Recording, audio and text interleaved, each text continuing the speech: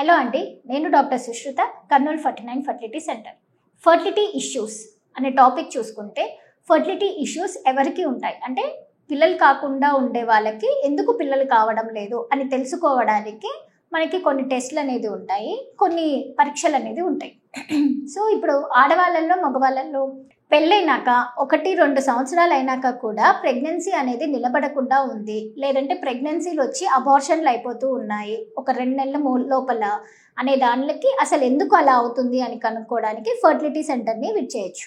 So ఏమవుతుంది అని అంటే, మామూలుగా ఆడవాళ్ళల్లో ఓవ్యులేషన్ ప్రాబ్లమ్స్ ఏమైనా ఉన్నాయా అని తెలుసుకోవాలి. ఓవ్యులేషన్ అంటే అండాశయాలలో అండాలు విడుదల అవుతున్నాయా లేదా, ఫామ్ అవుతున్నాయా లేదా, అంటే పెద్దగా అవుతున్నాయా లేదా, అది అయిపోయిన తర్వాత రప్చర్ అవుతుందా లేదా అనేది చూసుకోవాలి. సో ఆడవాళ్ళలో ఎగ్స్ అనేది కౌంట్ ఎంత ఇంపార్టెంటో, ఎన్ని ఎగ్స్ ఉన్నాయి అనేది ఎంత ఇంపార్టెంటో, ఆ ఎగ్ది పెద్దగా ఫామ్ అవుతుందా లేదా, 18 mm వరకు పోతుందా లేదా అనేది చాలా ఇంపార్టెంట్. సో అది పోవడమే కాకుండా రప్చర్ అవుతుందా లేదా అనేది కూడా మనం చూసుకోవాలి. సో ఇదంతా ఎలా చేయాలి అని అంటే, డేట్ వచ్చిన 2వ రోజు స్కాన్ ఒకటి చేస్తే అప్పుడు మనకి ఎన్ని ఎగ్స్ ఉన్నాయో తెలుస్తాయి, ఎన్ని అండాలు ఉన్నాయని తెలుస్తుంది.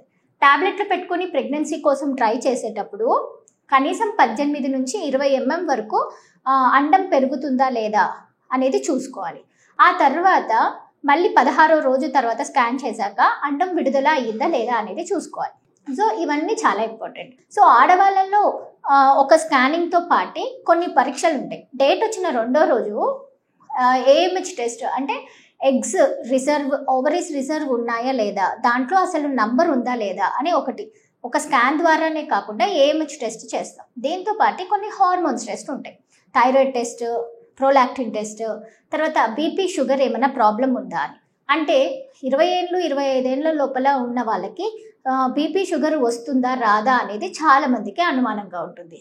కానీ కొంతమందికి వంశపారంగా వచ్చే దాంట్లో అంటే తల్లిదండ్రులకి ఉంటే మాత్రం పిల్లలకి కూడా క్యారీ అయ్యే ఛాన్సెస్ ఉంటాయి. సో డాక్టర్ల దగ్గరికి వచ్చినప్పుడు బీపీ షుగర్ కంపల్సరీ చెక్ చేయించుకోవాలి.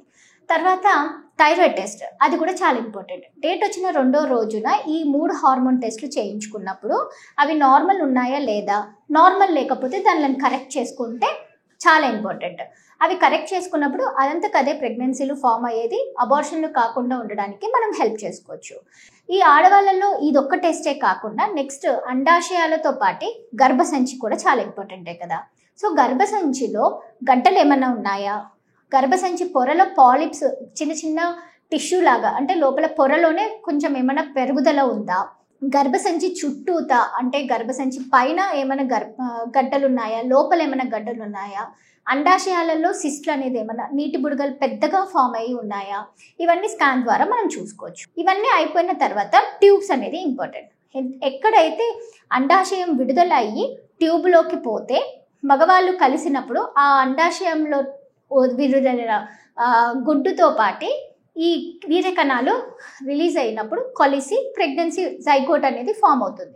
సో ఇది ఫామ్ అయిపోయిన తర్వాత గర్భసంచిలో పోయి అతుక్కుంటుంది. ఈ ప్రాసెస్ అంతా మనకి ట్యూబ్లలో జరుగుతుంది. సో ఈ ట్యూబే కనుక క్లియర్గా లేదు, దాంట్లో ఏమైనా బ్లాక్స్ ఉన్నాయంటే, అడ్డుతల ఏమైనా ఉన్నాయంటే అట్లాంటివి క్లియర్ చేసుకునేది మంచిదన్నమాట. సో దీనికి HSG అని ఒక టెస్ట్ అయితే అది ఎక్స్రే ద్వారా తెలుస్తుంది.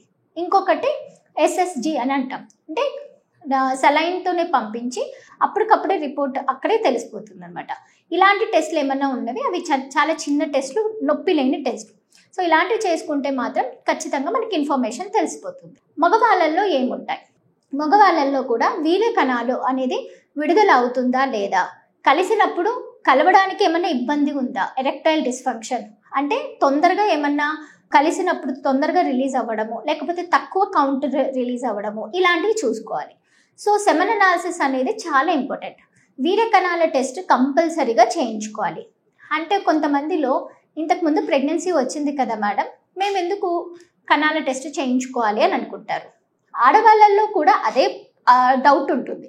కానీ ఆడవాళ్ళలో ఎగ్ ఎంత బాగా రిలీజ్ అవుతున్నా వీర్య కణాలలో DNA సరిగా లేని వీర్యంతో ఆ ఎగ్ అనేది కలిసినప్పుడు మంచి ప్రెగ్నెన్సీ ఫామ్ అవ్వదు. సో ఆ సెమెన్ అనాలిసిస్ చేయించుకున్నప్పుడు దాంట్లో మార్ఫాలజీ ఏమైనా, క్వాలిటీ ఏమైనా తక్కువ ఉందా, మొటిలిటీ అనేది ఏమైనా తక్కువ ఉందా, దాంతోపాటు ఒకవేళ డిఎన్ఏ ఫ్రాగ్మెంటేషన్ టెస్ట్ అనేది చేయించుకుంటే మాత్రం ఖచ్చితంగా ఆ లోపం ఏమైనా ఉంటే తెలుస్తుంది. వీటితో పాటు మగవాళ్ళల్లో thyroid test, prolactin test, BP, షుగర్లు కూడా చెక్ చేయించుకోవాలి. సో మగవాళ్ళల్లో కూడా థైరాయిడ్ ఎక్కువ ఉంటే క్వాలిటీ అయిన స్పర్మ్స్ రావు. అలానే బీపీ, షుగర్ ఉన్న వల్ల, స్ట్రెస్ ఎక్కువ ఉండడం వల్ల క్వాలిటీ ఉన్న స్పర్మ్స్ రావు అనమాట. ఇంకా తర్వాత నెక్స్ట్ వచ్చేసేది ఏంటి అంటే హార్మోన్ టెస్ట్. హార్మోన్ టెస్ట్లో థైరాయిడ్ టెస్ట్ ఎట్లనో, ప్రోలాక్టిన్ టెస్ట్ ఎట్లనో, FSH, LH అనే టెస్ట్లు ఉంటాయన్నమాట మగవాళ్ళలో.